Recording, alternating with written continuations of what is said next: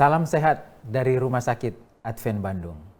Bapak dan Ibu, saudara-saudara, di mana saja Anda berada saat ini, kali ini kita akan membahas diet yang seimbang sebagai bagian dari pola hidup sehat yang diperkenalkan oleh Rumah Sakit Advent Bandung. Hati yang gembira, istirahat yang cukup, diet yang seimbang, udara yang bersih, pengendalian diri, sinar matahari yang cukup, energik berolahraga, hubungan sosial yang baik, air jernih yang cukup, dan Tuhan yang terutama.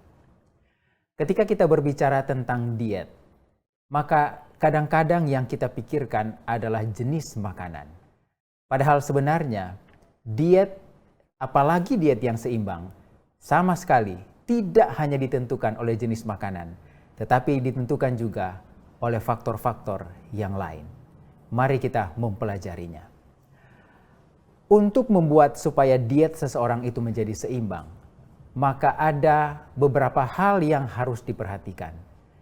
Kami meringkasnya dengan yang disebut sebagai prinsip 7K untuk implementasi dari diet yang seimbang. Kondisi, kualitas, kuantitas, keanekaragaman, keteraturan, keamanan, dan kontinuitas. Mari kita lihat satu persatu faktor-faktor tersebut. Yang pertama adalah faktor kondisi.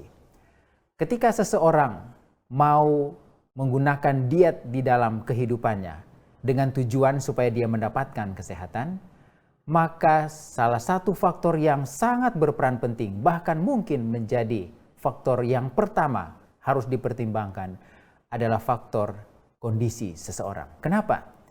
Karena kebutuhan nutrisi seseorang, tekstur makanan, pola makan yang baik bagi seseorang individual itu ditentukan oleh kondisi atau keadaan secara personal. Itulah sebabnya di bidang nutrisi saat ini dikenal dengan yang disebut sebagai personalized nutrition, di mana makanan seseorang itu bisa menjadi berbeda dengan orang yang lain. Kondisi yang mempengaruhi diet yang seimbang pada seseorang itu berbeda antara satu dengan yang lain. Dalam keadaan sehat atau sakit, dalam keadaan usia masih muda atau usia sudah senior, laki-laki atau perempuan, pekerjaannya atau aktivitas, bahkan kebiasaan makan, habit dalam soal diet, atau konteks budaya, ketersediaan makanan secara lokal, maksudnya ketersediaan makanan di pasar pun, itu akan mempengaruhi kondisi diet yang seimbang dari seseorang. Tidak semua orang dapat memakan makanan yang sama, walaupun itu dianggap sebagai makanan yang sehat. Jadi prinsip diet yang seimbang awalnya akan ditentukan oleh masalah kondisi dari seseorang. Jika seseorang memiliki penyakit tertentu, maka tentu saja makanannya akan bisa berbeda dengan orang yang lain. Kadang-kadang ketika kita mau merekomendasikan makanan yang menurut kita sehat, maka kita langsung menyampaikan dalam bentuk jenisnya. Oh, pisang itu sehat, apel itu sehat. Padahal seharusnya kita mempertimbangkan faktor kondisi yang ada pada seseorang. Baru kemudian kita bisa merekomendasikan makanan-makanan tertentu yang menurut kita sehat. WHO sendiri menyampaikan bahwa yang disebut dengan healthy diet, yang disebut sebagai balanced diet itu sangat bervariasi tergantung dari individual seseorang. Usia, jenis kelamin, pola hidupnya, derajat aktivitas fisiknya, konteks budaya, ketersediaan makanan secara lokal, kebiasaan dietnya, kebiasaan makannya, kebiasaan pola makannya. Itu akan sangat berbeda-beda antara satu dengan yang lain. Tapi WHO menyebutkan, walaupun bisa berbeda-beda kondisi seseorang, tetapi prinsip-prinsip utamanya, prinsip-prinsip besarnya, tetaplah sama. Dan itulah yang akan kita pelajari pada K yang kedua dan seterusnya. Jadi jangan lupa bahwa untuk membuat atau untuk implementasi diet yang seimbang pada seseorang, maka faktor kondisi, keadaan dari orang tersebut, dari individu tersebut harus dipertimbangkan dengan saksama. Kita masuk pada prinsip besar yang kedua, yang seharusnya sama untuk setiap orang walaupun juga dipengaruhi oleh faktor kondisi. adalah prinsip kualitas. Apa yang dimaksud dengan makanan yang berkualitas? Makanan yang berkualitas adalah makanan yang mampu menyediakan semua kebutuhan nutrisi seseorang, baik vitamin, mineral, antioksidan. Harus cukup, mampu menyediakan secara cukup vitamin, mineral, antioksidan, tetapi di saat yang sama tidak menyebabkan kelebihan atau kekurangan kalori. Nah, ini hal yang sangat tidak mungkin didapatkan apabila kita hanya memperbincangkan atau hanya menyebutkan satu jenis makanan tertentu. Jadi ketika satu jenis makanan akan membuat cukup vitamin, mineral, antioksidan tanpa kelebihan, kekurangan atau kalori, maka hal tersebut menjadi sangat mustahil. Makanan itu akhirnya harus dikombinasi, harus divariasi. Dan supaya mempermudah cara atau teknik kombinasi dan variasi supaya mampu menyediakan vitamin, mineral, antioksidan, tidak menyebabkan kelebihan atau kekurangan kalori, maka yang paling mudah adalah apabila makanan tersebut berasal dari makanan yang berbasis tumbuhan, terutama tumbuhan yang utuh. Kita bisa lihat pada tabel yang diringkas dari satu penelitian terkait dengan komposisi nutrisi dari makanan yang berbasis tumbuhan dibandingkan dengan makanan hewani untuk 500 kalori energi yang sama. Kalau kita lihat pada tabel ini, maka tanpa kita melihat satu persatu unsur-unsur nutrisi tersebut, kita sudah bisa mengambil kesimpulan bahwa makanan tumbuhan menyediakan lebih banyak kelebihan dibandingkan dengan makanan hewani. Mungkin saja ada di antara saudara-saudara, bapak dan ibu yang bertanya, tetapi yang kami tahu selama ini bahwa makanan hewani adalah makanan yang memberi nutrisi yang terbaik pada manusia. Apakah pendapat ini salah? Tidak juga. Tetapi kenapa sampai ada pendapat seperti ini? Dulu ketika para ahli mau membandingkan komposisi nutrisi antar bahan makanan, maka mereka menggunakan rata-rata menggunakan ukuran berat yang sama. Kedelai 100 gram dibandingkan dengan daging sapi 100 gram. Ketika menggunakan ukuran berat yang sama, maka dari hasil pengukuran komposisi unsur nutrisi, maka memang makanan hewani akan menjadi lebih unggul. Tetapi penelitian menyebutkan ketika hal ini dipublish ke umum, ke masyarakat, dan ketika masyarakat mulai mengejar makanan hewani karena menganggap bahwa makanan hewani memiliki komposisi nutrisi yang lebih unggul, maka yang terjadi adalah angka obesitas meningkat di atas dunia ini. Ketika mengejar protein hewani lebih banyak, maka angka obesitas meningkat di atas dunia ini. Sehingga para ahli ini mulai berpikir bahwa mungkin salah apabila menggunakan ukuran berat yang sama untuk melihat komposisi nutrisi makanan tertentu. Dan akhirnya mereka menggunakan ukuran kalori yang sama. Karena kalori adalah ukuran kebutuhan makan seorang manusia. Bukan gram, tetapi kalori. Dan ketika makanan itu diatur kalorinya sama, 500 kalori dari tumbuhan dan 500 kalori dari hewani, maka akhirnya tabel ini kemudian muncul bahwa makanan tumbuhan lebih menyediakan unsur-unsur nutrisi yang lebih baik dan lebih banyak dan lebih mudah diatur kombinasi dan variasi supaya kualitasnya meningkat. Itulah kelebihan dari makanan-makanan yang berbasis tumbuhan, tetapi jangan lupa, makanan yang berbasis tumbuhan dalam hal ini adalah tumbuhan yang memiliki satu syarat atau satu karakteristik utama, yaitu harus tumbuhan yang utuh, bukan tumbuhan yang sudah diolah dengan cara yang sangat panjang sehingga menyebabkan banyak sekali unsur nutrisi yang hilang. Sebagai contoh, makanan yang tidak termasuk tumbuhan utuh adalah makanan yang berasal dari tumbuhan yang diolah seperti tepung dan gula. WHO mengatakan bahwa yang disebut dengan makanan yang sehat itu terdiri atas buah-buahan, sayur-sayuran, polong-polongan, kacang-kacangan, dan biji-bijian yang utuh. Ini kita bisa lihat di fact sheet WHO tahun 2015 dan saya lihat bahwa di tahun 2018 bahkan di 2020 ini belum banyak mengalami perubahan. Jadi prinsip bahwa makanan yang sehat adalah makanan yang berasal dari tumbuhan, terutama tumbuhan yang utuh, adalah prinsip yang sudah diterima secara internasional, bahkan sudah direkomendasikan oleh WHO. Kita masuk pada prinsip yang ketiga. Ketika faktor kondisi sudah kita perhitungkan, kemudian faktor makanan yang berkualitas tergantung dari kondisi juga sudah kita ketahui, maka prinsip yang berikut adalah prinsip kuantitas. Perlu kita ingat bahwa makanan yang sehat sekalipun, apabila digunakan dalam jumlah atau dalam kuantitas yang terlalu banyak, melebihi kebutuhan, maka akan menyebabkan masalah.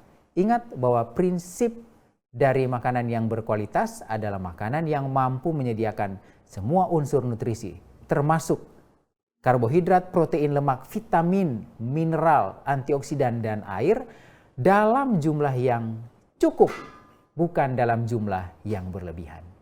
Itulah sebabnya, pada prinsip kuantitas ini, kita belajar bahwa kita perlu untuk makan secukupnya, sesuai dengan kebutuhan, tidak lebih dan tidak kurang.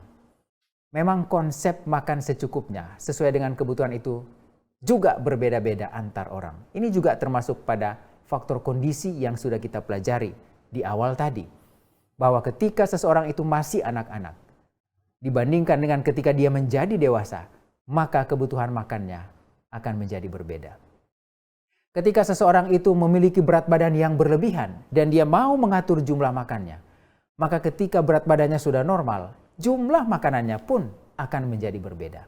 Itulah sebabnya ada satu hal yang sangat penting yang bisa kita pelajari dari masalah prinsip K yang ketiga ini, yaitu kuantitas, yaitu weight management atau manajemen berat badan adalah program seumur hidup. Bukan hanya dilakukan dalam periode waktu tertentu, 1 bulan, 2 bulan, dan 3 bulan. Kenapa? Karena kondisi seseorang itu pun akan mengalami perubahan seiring dengan berjalannya waktu. Sehingga makanan yang mungkin saat ini dia cocok, jumlahnya sesuai, maka ketika usianya meningkat, jumlah makanannya harus dikurangi. Jadi faktor kondisi ini akan mempengaruhi masalah kuantitas atau jumlah makanan yang dikonsumsi oleh seseorang. Ingat bahwa prinsip pengaturan makan, termasuk weight management di dalamnya, adalah perjuangan seumur hidup dan bukan hanya untuk periode waktu tertentu. Dalam prinsip kuantitas ini kita belajar bahwa kita makan karena butuh, bukan karena kesenangan. Walaupun itu makanan yang sehat. Sekali lagi, kita makan karena kebutuhan, bukan karena kesenangan. Kita makan karena ingin sehat, ingin hidup, bukan hidup untuk makan. Jadi faktor kuantitas ini sangat mempengaruhi kesehatan seseorang. Apakah dia akan menjadi lebih gemuk atau dia akan tetap terjaga berat badannya. Masalah kuantitas dari makanan ini menjadi faktor utama yang dari dulu ilmunya tidak pernah berubah.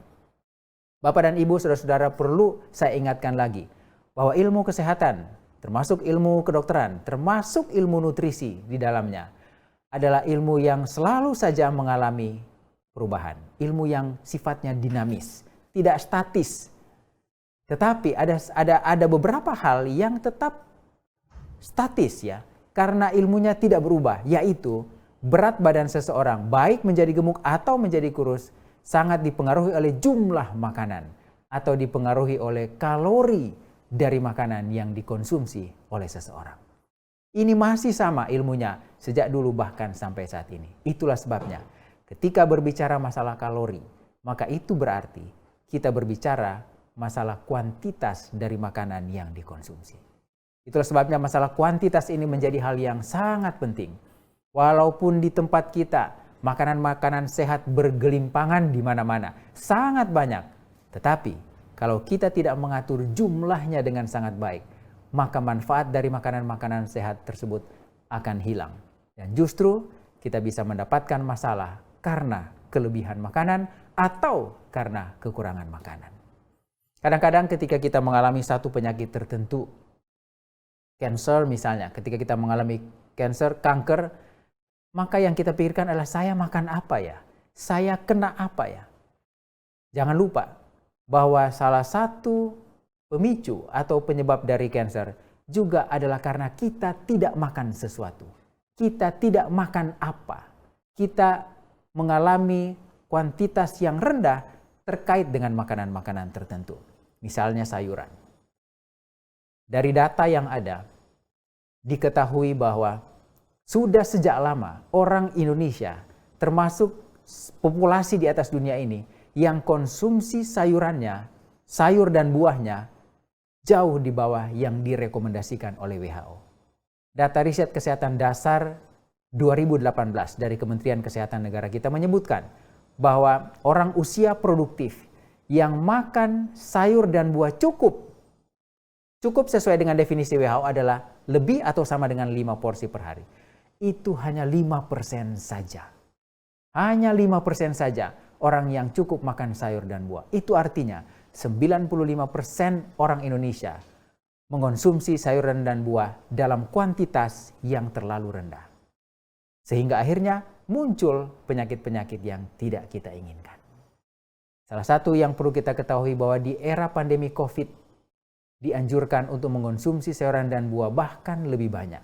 Mencapai 9 porsi per hari, bukan hanya 5 porsi untuk menjaga kesehatan.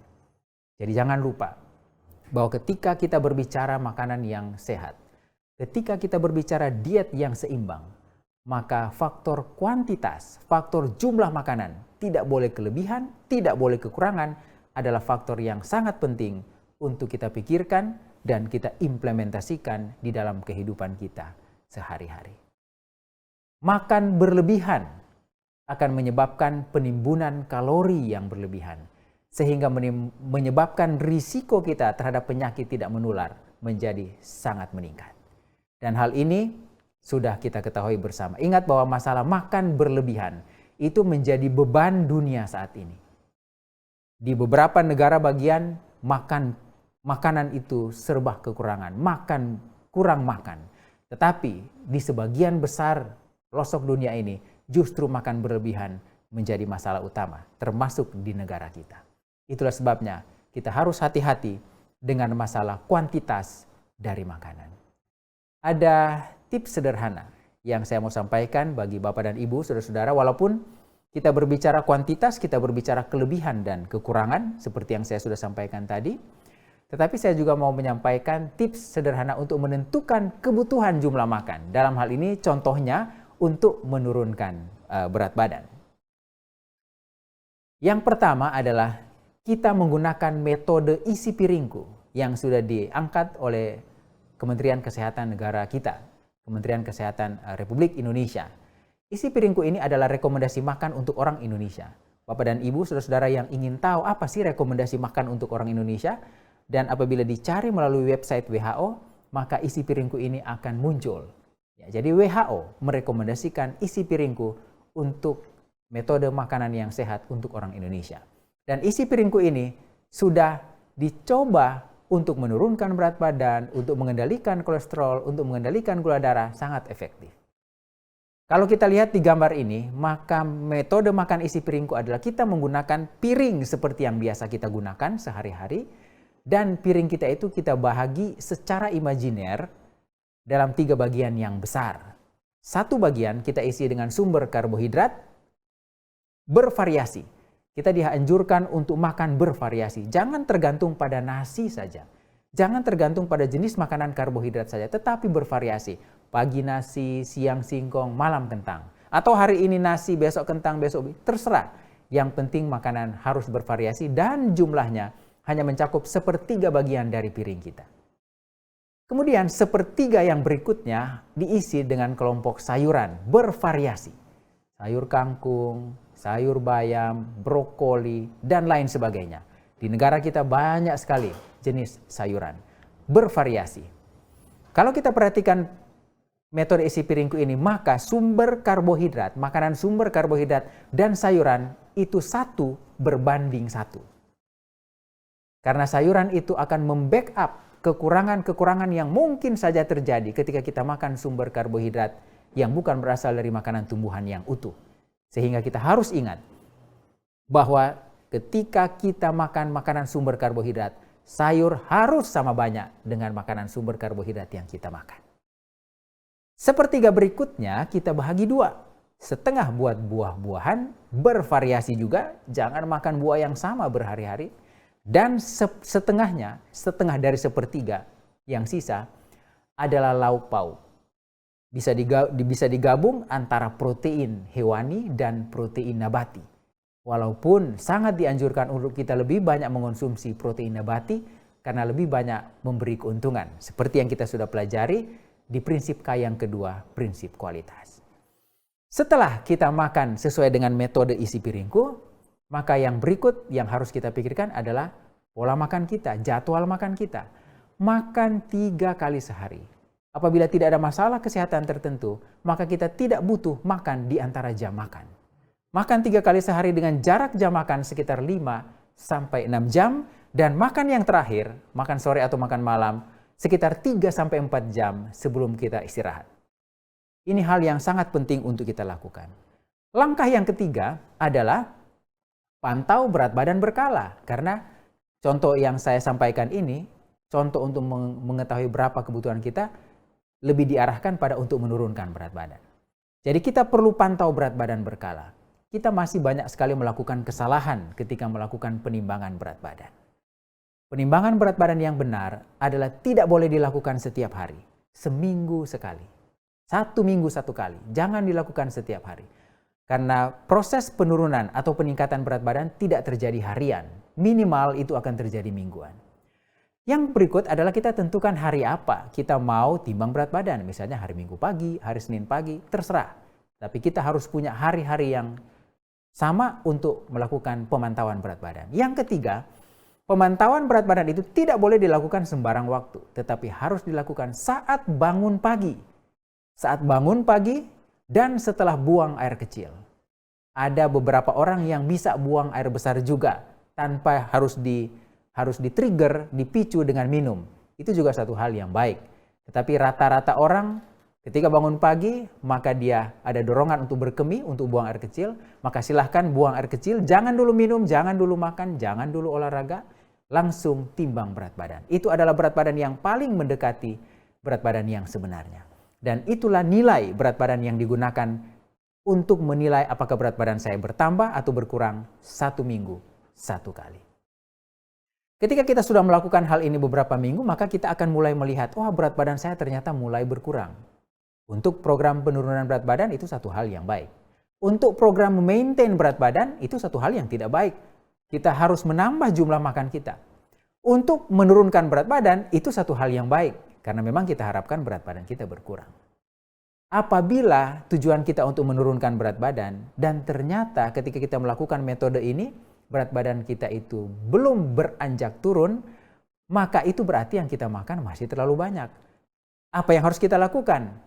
Yang harus kita lakukan adalah kita mengurangi ukuran piring yang kita gunakan untuk makan. Ya. Beberapa orang ketika ditanyakan apa yang harus dilakukan, maka mereka mengatakan, saya harus mengurangi karbohidrat, saya harus mengurangi lemak, dan lain sebagainya. Yang tepat adalah kita harus mengurangi ukuran piring yang kita gunakan. Tetapi rasio makanan tetap seperti isi piringku. Ukuran yang dikurangi, artinya kita mengurangi semua.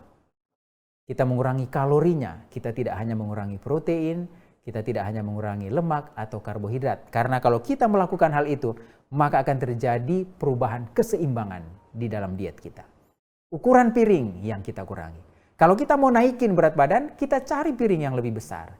Ketika kita akan menurunkan, kita cari piring yang lebih kecil, sampai berat badan kita kemudian beranjak turun, tetap atau naik sesuai dengan yang kita inginkan. Jadi setelah kita melakukan perubahan ukuran piring, pantau lagi berat badan kita secara mingguan, sampai kita menemukan, ternyata berat badan saya turun, berat badan saya naik, atau berat badan saya akan tetap apabila saya menggunakan ukuran piring yang ini. Itulah cara atau tips yang sederhana bagaimana kita menentukan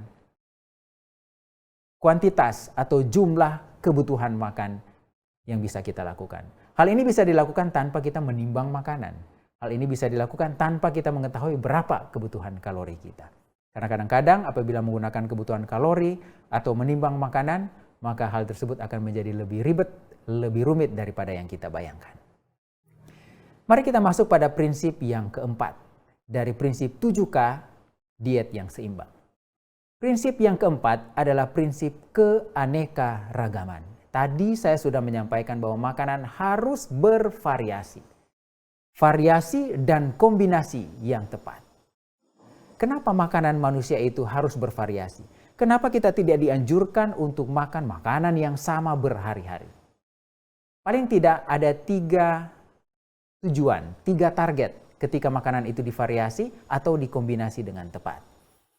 Yang pertama adalah supaya saling melengkapi nutrisi dari makanan yang berbeda jenis. Misalnya, ada di satu jenis makanan vitamin C-nya kurang, misalnya di pisang, vitamin C-nya itu begitu kurang. Tetapi ketika dalam hari itu kita juga mengonsumsi jeruk, maka kekurangan vitamin C dari pisang dalam hari itu akan ditutupi oleh jeruk yang kita makan. Atau kita melihat dari unsur-unsur nutrisi yang lain.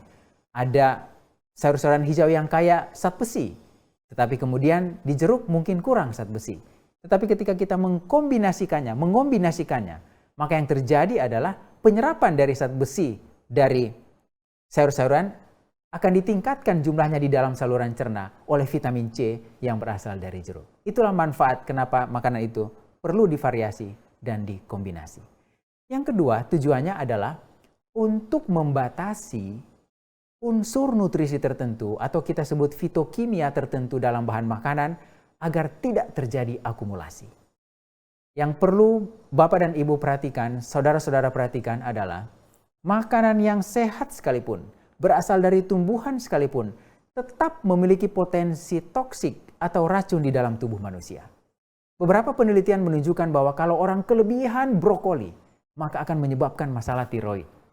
Kalau orang kelebihan belimbing, maka akan menyebabkan masalah ginjal.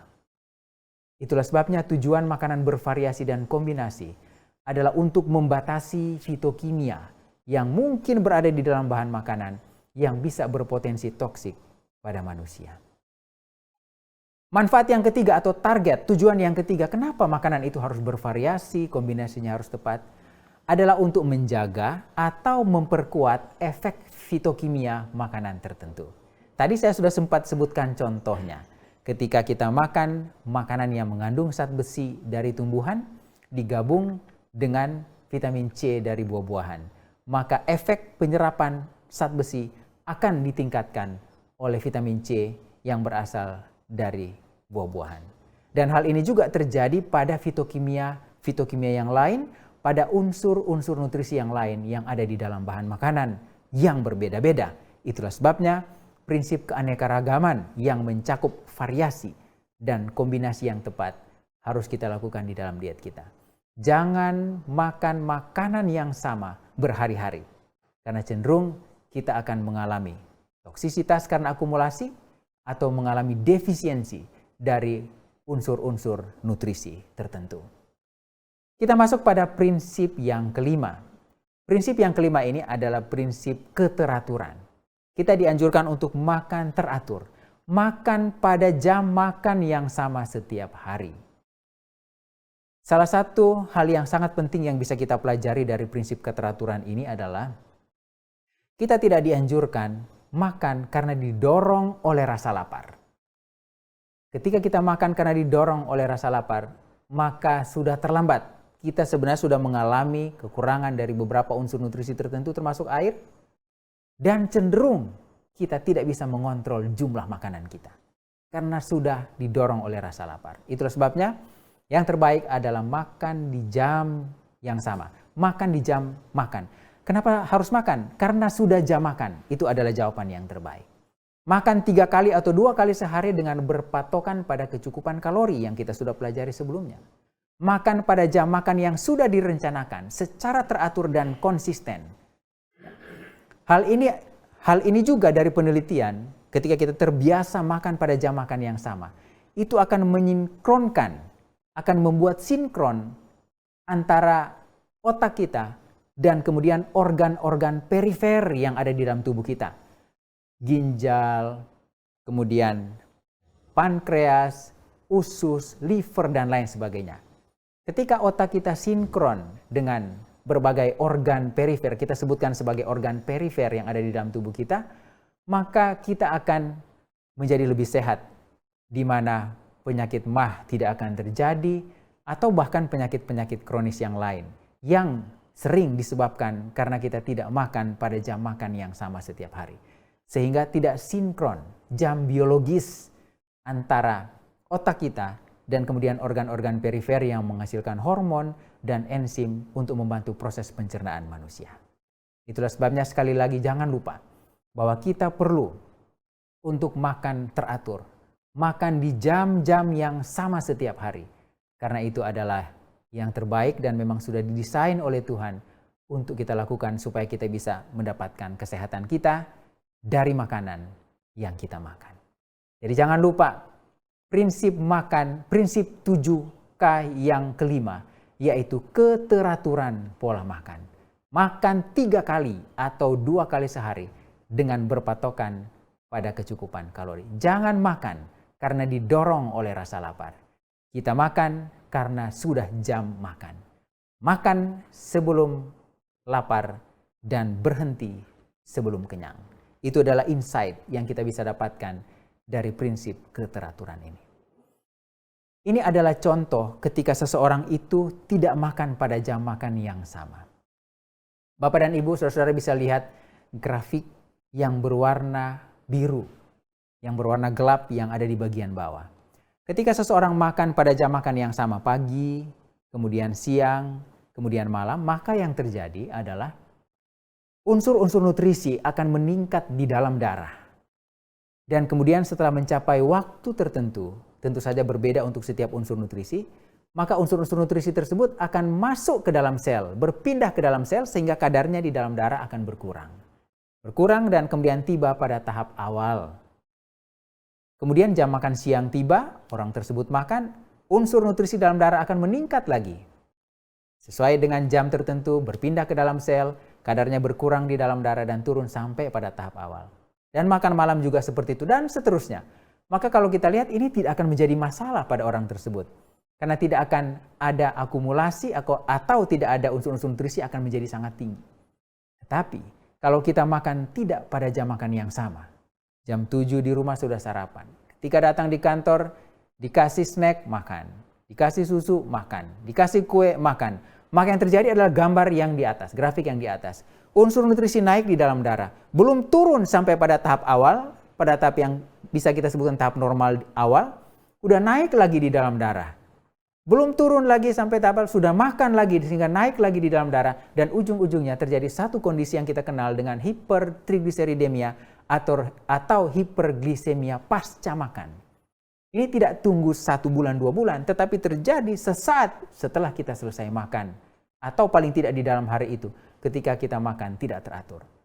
Dan kondisi ini akan menyebabkan masalah yang serius di dalam tubuh kita. Karena akan meningkatkan risiko kita terhadap berbagai penyakit, terutama penyakit-penyakit tidak menular. Bahkan sebenarnya penyakit menular sekalipun. Ingat bahwa ketika kita makan dalam jumlah yang sangat besar, terjadi peningkatan unsur-unsur nutrisi tertentu di dalam tubuh, seperti gula, lemak, dan lain sebagainya, maka sistem kekebalan tubuh manusia akan ditekan. Sistem kekebalan tubuh manusia akan ditekan sehingga imunitas kita sebenarnya berkurang. Sehingga ini menyebabkan kita berisiko untuk mengalami penyakit-penyakit menular. Jadi jangan hanya pikirkan bahwa kalau makan berlebihan, makan tidak teratur, penyakit tidak menular. Penyakit menular pun bisa terjadi karena pola makan yang tidak teratur atau terlalu banyak makan, kuantitasnya terlalu tinggi seperti yang kita sudah pelajari di awal tadi. Prinsip yang keenam adalah prinsip keamanan. Di dalam prinsip keamanan ini kita dianjurkan untuk menghindari xenobiotik. Apa xenobiotik? Xenobiotik ini adalah bahan-bahan berbahaya pada makanan yang secara alamiah tidak ada di dalam bahan makanan maupun diproduksi oleh tubuh manusia. Ini terjadi karena proses industri atau karena polutan. Misalnya pewarna makanan, pengawet makanan, perisai atau perasa buatan, pengubah tekstur, dan lain sebagainya. Itu adalah senyawa-senyawa kimia yang kemudian dikenal dengan istilah xenobiotik yang apabila masuk ke dalam tubuh manusia, maka bisa berpotensi menyebabkan masalah di dalam tubuh manusia. Kita di dalam tubuh dilengkapi Tuhan dengan satu proses detoksifikasi yang dilakukan oleh liver kita. Tetapi kalau sudah terlalu banyak xenobiotik yang masuk, maka tentu saja proses ini akan menjadi sangat terganggu dan menyebabkan kita berpotensi untuk menyebabkan penyakit-penyakit tertentu di dalam tubuh kita. Termasuk polutan. Ya, polutan yang ada di udara, polutan yang ada di air yang juga kita bisa dapatkan dari makanan, misalnya merkuri pada ikan, PCB, dioksin, kemudian hormon, antibiotika dan lain sebagainya yang menjadi bentuk-bentuk polutan yang ada di sekitar kita, entah ada di udara atau ada di air. Itulah sebabnya prinsip keamanan ini menjadi juga faktor yang harus kita pertimbangkan. Dan akhirnya kita pelajari prinsip yang terakhir dari prinsip diet seimbang 7K, yaitu prinsip kontinuitas. Bapak dan Ibu, saudara-saudara di mana saja Anda berada, pola makan yang benar. Sekali lagi, pola makan yang benar, diet yang seimbang, itu bukan program untuk periode waktu tertentu saja. Bukan, sama sekali bukan. Tetapi itu adalah satu metode yang harus kita jalankan seumur hidup. Ini adalah prinsip kontinuitas. Bahwa kita menjalankan pola hidup yang sehat, termasuk diet yang seimbang di dalamnya, adalah untuk dilakukan seumur hidup. Walaupun ketika kita menjalaninya, maka ada faktor kondisi yang harus kita pertimbangkan. Karena akan menjadi sangat berbeda-beda antara satu orang dengan orang yang lain, baik dari jumlah makanan, jenis makanan, dan lain sebagainya. Tetapi prinsipnya adalah ini adalah perjuangan seumur hidup. Karena ini disebut sebagai perjuangan seumur hidup, maka tentu saja tidak ada perjuangan tanpa korban. Apa yang harus kita korbankan? Selera kita. Terutama di dalam hal makanan adalah selera kita. Atau kemalasan kita untuk mengatur pola makan. Itu semua yang harus kita korbankan demi perjuangan kita sukses. Prinsip di dalam kontinuitas, prinsip kontinuitas ini adalah makan dengan senang hati. Bukan karena seminar, bukan karena instruksi dokter atau tenaga kesehatan yang lain, tetapi karena kita senang melakukannya untuk seumur hidup. Pola makan yang sehat, diet yang seimbang tidak boleh menjadi beban di dalam kehidupan kita. Kita harus jalankan itu dengan senang hati, dari dalam hati kita. Maka kemudian kita bisa mendapatkan manfaat yang sangat lengkap, manfaat yang benar, manfaat yang tepat dari diet yang seimbang yang kita implementasikan di dalam kehidupan kita setiap hari. Semoga Tuhan akan memampukan Bapak dan Ibu, saudara-saudara, untuk dapat melaksanakan, mengimplementasikan diet yang seimbang di dalam kehidupan setiap hari, supaya kemudian kita bisa mendapatkan kesehatan yang sempurna, yang kita bisa nikmati untuk menjalankan aktivitas kita sehari-hari dalam keadaan yang sehat dan terhindar dari penyakit tidak menular, bahkan penyakit menular sekalipun. Terima kasih, salam sehat dari Rumah Sakit Advent Bandung.